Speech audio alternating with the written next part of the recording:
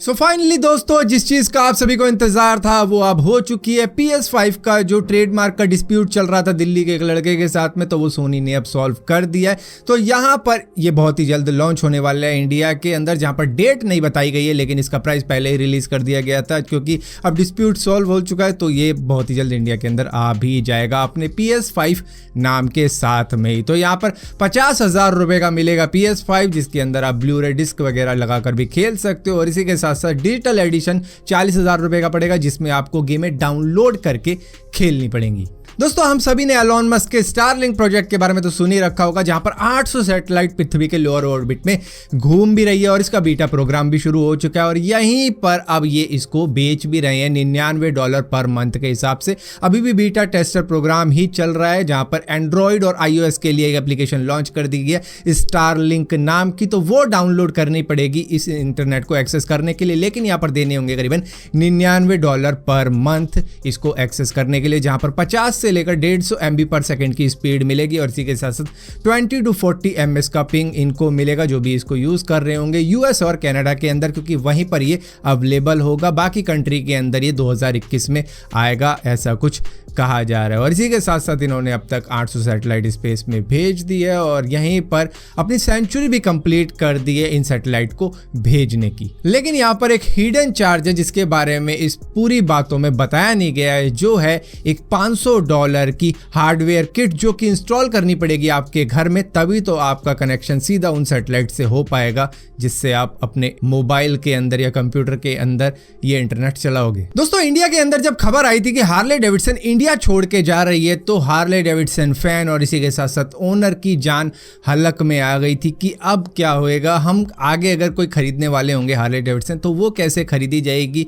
खुद ही इंपोर्ट करवाने में तो ऐसी तैसी हो जाएगी, मतलब उससे दुगना पैसा देना पड़ जाएगा उसको इंपोर्ट करवा के लाने में। लेकिन उसके बाद में खबर आई कि ये हीरो मोटर्स के साथ में पार्टनरशिप करेंगे, जहां पर इंडिया का काम यही संभालेंगे, जिस तरीके से TVS मोटर संभालते हैं BMW की बाइक्स का काम, और इसी के साथ साथ बजाज ऑटो संभालता है ट्रम्प्स मोटर्स का काम। तो यहीं पर अब खबर सामने आ रही है कि अब सारे की सारी हार्ले डेविडसन का बाइक का कारोबार अब इंडिया के अंदर हीरो मोटर कॉर्पोरेशन के द्वारा ही हुआ करेगा, चाहे मैन्युफैक्चरिंग हो, डेवलपमेंट हो। वो एक सर्टेन सीसी की बाइक्स का काम इनके ऊपर आएगा, बाकी की ये इंपोर्ट करवाएंगे। मान लो 800 सीसी की बाइक्स है, तो वो सारी की सारी यही असेंबल करेंगे, यही तैयार करेंगे इंडिया के अंदर, लेकिन उससे हायर सीसी की बाइकें ये इंपोर्ट करवाएंगे इंडिया के अंदर, जहां पर डायरेक्टली आप इनसे ही खरीद पाओगे, और इसी के साथ साथ यही सर्विस प्रोवाइड करेंगे हार्ले डेविडसन बाइक्स का। तो यहाँ पर ये कुछ राहत की सांसें मिल चुकी है हार्ले डेविडसन फैन और इसी के साथ साथ इनके ओनर को। और यहीं पर हार्ले डेविडसन अपनी पहली इलेक्ट्रिक बाइसाइकिल भी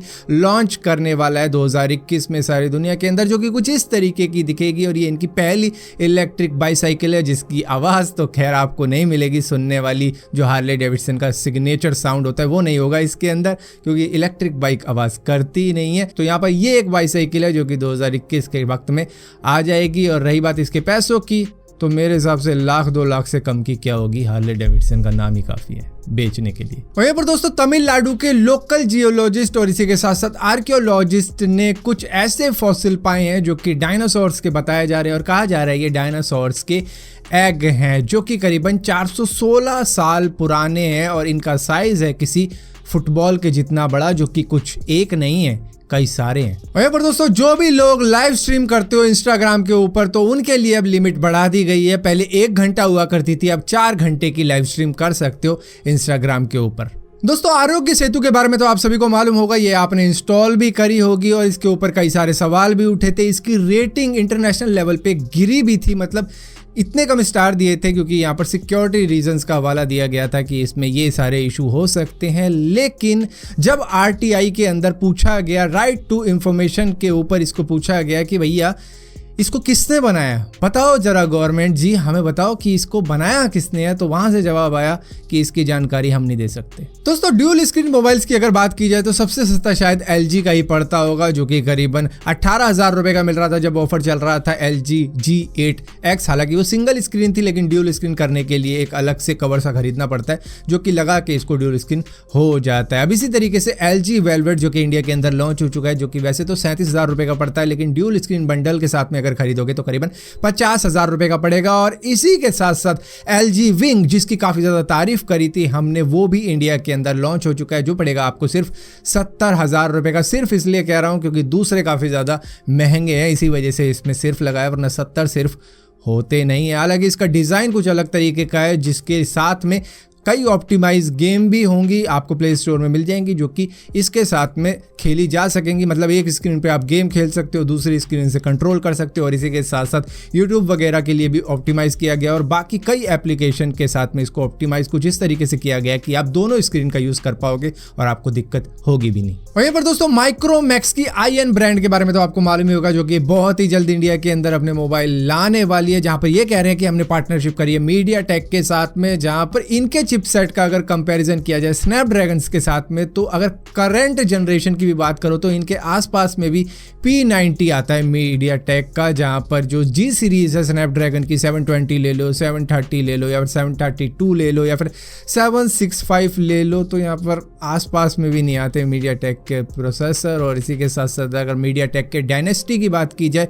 तो एक बार को शायद कहा जा सकता है कि हाँ ये कुछ मुकाबला कर जाएंगे, जो कि स्नैपड्रैगन के 855 के आसपास में ही टिकते हैं, बल्कि उससे थोड़ा सा नीचे ही रहते हैं। लेकिन फिर भी बजट सेगमेंट के अंदर आजकल स्नैपड्रैगन के 720 चल रहा है, 730 चल रहा है, तो यहाँ पर शायद थोड़ी सी गड़बड़ लगता है मुझे माइक्रोमैक्स का दोबारा से, कि मतलब पहले भी मारे गए थे, अब भी मारे जाओगे। दोस्तों साइबरपंक 2077 का इंतजार सभी गेमर्स को बड़ी बेसब्री से है, क्योंकि एक तरीके की नेक्स्ट जनरेशन गेम है जिसका इंतजार था कि ये अप्रैल 2020 को लॉन्च होएगी। लेकिन इन्होंने कहा नहीं, इस तारीख को नहीं कर रहे हम, इसको डिले कर देते हैं और इसको करते हैं लॉन्च हम 17 सितंबर को। हमने कहा चलो ठीक है। उसके बाद में इन्होंने कहा ऐसा करते हैं ना, नई डेट रखते हैं, 19 नवंबर को आओ, मस्त नहा धो के संडे को आना, 19 नवंबर को लॉन्च कर देते हैं। लेकिन जब 19 नवंबर आने के करीब हुआ तो इन्होंने कहा ऐसा है 10 दिसंबर सही रहेगा। पंडित जी ने कहा है 10 दिसंबर का मुहूर्त सही है, गेम का फ़ायदा होगा, काफ़ी ज़्यादा बिकेगी। तो इन्होंने एक और बार इसे डिले कर दिया है, तो टोटल 3 बार इन्होंने इस गेम को डिले किया है, और मेरे हिसाब से ये चौथी बार भी डिले होएगी, और मे भी ये जाएगी करीबन 1 जनवरी 2021 को, कि सीधा न्यू ईयर पे ही ये गेम खेलना। हालांकि लोगों ने प्री बुक कर रखी है कि कब उनको गेम मिलेगी, और पहले ही दिन वो टूट पड़ेंगे इस गेम के ऊपर। और मेरे हिसाब से अगर 1 जनवरी 2021 में भी ये ना मिली तो इंतज़ार करना 2077 का, जब तुम्हारे पोते खेलेंगे गेम। सो फिलहाल के लिए दोस्तों इस वीडियो के अंदर इतनी अपडेट्स थी। अगर ये वीडियो आपको पसंद आती है तो इस वीडियो को लाइक जरूर करना, शेयर जरूर करना, और इसी तरीके की और भी वीडियो देखने के लिए चैनल को सब्सक्राइब जरूर करना। सब्सक्राइब किया तो बेल का आइकॉन जरूर दबाना, वरना आपको मालूम नहीं चलेगा मैंने कोई वीडियो डाली दी है।